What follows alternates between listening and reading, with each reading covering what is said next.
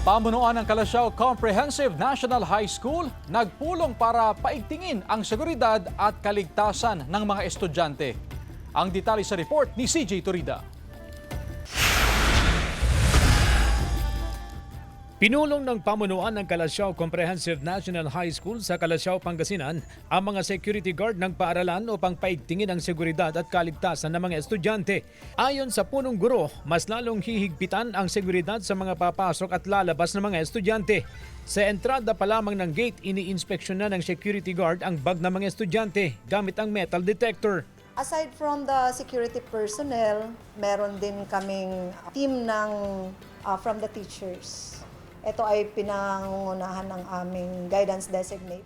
Pabor ang grade 9 student na si Jasper sa pagpapatupad ng bag inspection at iba pa nilang gamit. Para sa kanya, prioridad daw ang kanilang kaligtasan at seguridad.